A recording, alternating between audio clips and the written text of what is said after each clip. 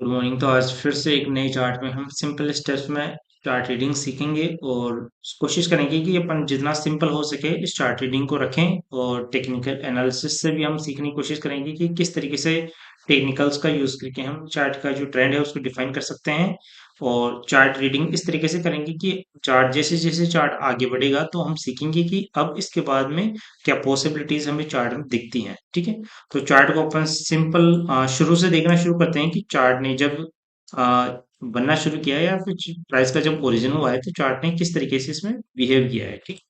तो सिंपल अपन देखते हैं कि यहाँ से जो प्राइस है उसका ओरिजिन होता है और प्राइस क्या करता है कि यहाँ पे एक डब्लू पैटर्न बनाता है और वापस से इसी हाई के आसपास में जाता है और फिर से इसमें हमको यहाँ पे सेलिंग मोमेंटम देखने को मिलता है। ठीक है।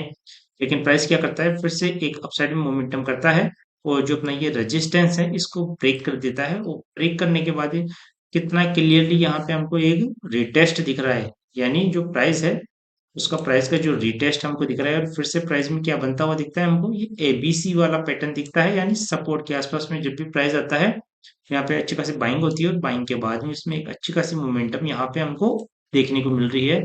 और जब ये यहाँ पे ब्रेकआउट होता है तो प्राइस एक काफी अपसाइड की मोमेंटम यहाँ पे करता हुआ दिखता है। ठीक है। तो यहाँ तक इस चार्ट में हमको समझ में आ रहा है। और फिर क्या होता है कि इतनी बड़ी मोमेंटम के बाद में जो बायर है वो कहीं ना कहीं तो अपना प्रॉफिट बुक करते हैं। तो इस जगह के आसपास में क्या हुआ है कि इसमें सेलिंग प्रेशर हमको देखने को मिला है और एक सेलिंग है जो यहाँ तक, जहां तक इसका पिछला सपोर्ट था इसके पॉइंट के आसपास में जाके यहाँ पे सेलिंग जो स्टॉप होती है। ठीक। फिर से इसी, क्योंकि ये पिछला सपोर्ट था तो फिर से इसी पॉइंट के आसपास में से यहाँ से फिर से हमको बाइंग देखने को मिलती है। और जो बाइंग है वो कहाँ जाके इसकी खत्म होती है, लगभग जो सेलिंग है, जो पिछला सेलिंग एरिया था उसी के आसपास में जाके यहाँ पे सेलिंग हमको एंड होती हुई दिखती है। ठीक है। तो यहाँ तक हमको समझ में आ रहा है।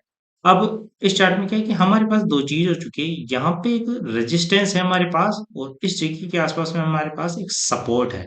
ठीक है। तो इस चार्ट में क्या है, कि हमने लगभग यहाँ तक चार्ट देखा है। ठीक है। तो हम जब भी देखेंगे तो यहाँ पे एक रेजिस्टेंस हमको दिखेगी और नीचे की तरफ एक सपोर्ट दिखेगा। ठीक है। तो इसके बाद में चार्ट ने क्या किया है, सिंपल अगर अपन इसको थोड़ा आगे लेके जाए, जब भी चार्ट अपने सपोर्ट के आसपास में आता है तो इसमें बाइंग देखने को मिलती है। और जब भी ये चार्ट अपने इस हाई के आसपास में जाते हैं, यानी यहाँ पे एक जो रेजिस्टेंस पहले ही बन चुकी है, तो इसी एरिया के पास में जाता है, इस एरिया के जब भी पास में जाता है तो यहाँ पे एक सेलिंग की मोमेंटम देखने को मिलती है।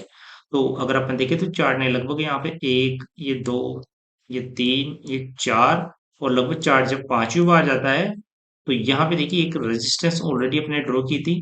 तो जब भी ये सपोर्ट के पास में आता है तो इसमें एक बाइंग प्रेशर देखने को मिलता है और जब भी यहाँ पे ये अपनी रेजिस्टेंस के पास में जाता है तो इसमें अपन को सेलिंग प्रेशर देखने को मिल रहा है कहीं ना कहीं पे। ठीक है।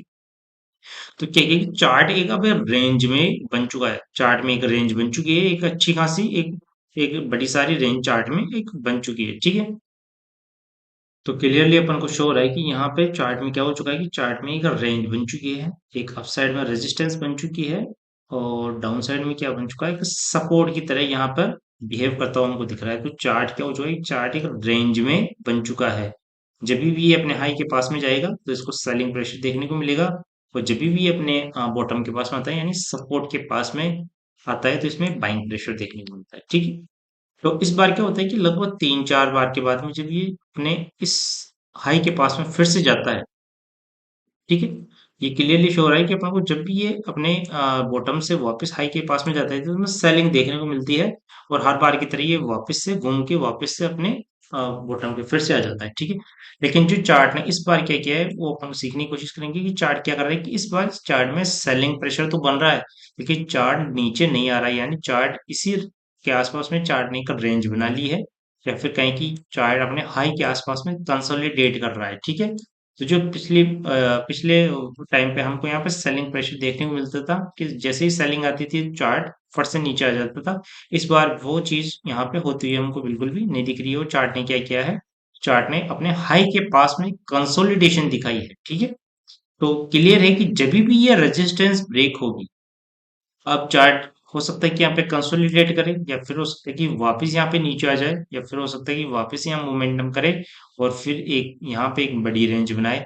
लेकिन ये चीज क्लियर है हमें को इस चार्ट में कि जब भी ये रेजिस्टेंस के ऊपर निकलेगा तो क्योंकि ये काफी टाइम से इस रेंज में फंसा हुआ है तो जब भी इस रेजिस्टेंस के ऊपर ये ब्रेकआउट देगा तो हमको यहाँ से एक अच्छी खासी मोमेंटम देखने को मिल सकती है। ठीक है, ये चीज क्लियर है। और इस चार्ट में क्या किया है कि चार्ट ने लगभग इसी रेजिस्टेंस के आसपास में कंसोलिडेशन किया है। ठीक है, चार्ट के आसपास में यहाँ पे कंसोलिडेशन किया है, एक रेंज का फॉर्मेशन किया है। और जब भी इस रेंज का ब्रेकआउट हमको यहाँ पे होता हुआ दिखा है तो चार्ट में बहुत ही अच्छी खासी यहाँ पे एक मोमेंटम होती हुई हमको दिखती है। ठीक है, तो इस तरीके से जो रेंज रेंज वाले चार्ट होते हैं उनका अपन ब्रेकआउट इस तरीके से देख सकते हैं कि अगर वो अपने हाई के आसपास में बार बार जा रहे हैं, अगर चार्ट अगर अपने हाई के पास में अगर बार बार नहीं जाएगा या अपने हाई के अगर चार्ट को अपसाइड में जाना है तो इस हाई को क्रॉस करने के बाद ही जा सकता है। चार्ट ऐसा नहीं है कि यहाँ से सीधा ही एक कैंडल बना दे और फिर इसको ब्रेकआउट करता हुआ अपसाइड में चल जाए। चार्ट को क्या करना पड़ेगा कि अगर चार्ट ये चीज देखने वाली चीज है कि चार्ट कहाँ से जा रहा है, मिड से जा रहा है या फिर बॉटम से जा रहा है, तो किस तरीके से चार्ट बिहेव कर रहा है अपने हाई के पास में। ठीक है, तो जब भी चार्ट इस तरीके से अगर बिहेव करने लगे तो इसका मतलब ये है कि चार्ट अब क्या करना चाहता है।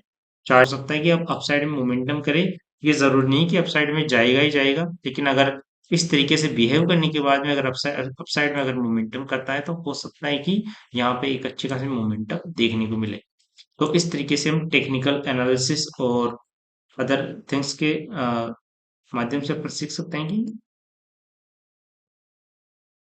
चार्ट में किस तरह की मोमेंटम हो सकती है या चार्ट में कौन से एरियाज हैं जहाँ पे हमको इसमें पार्टिसिपेट करना चाहिए या फिर चार्ट से दूर रहना चाहिए।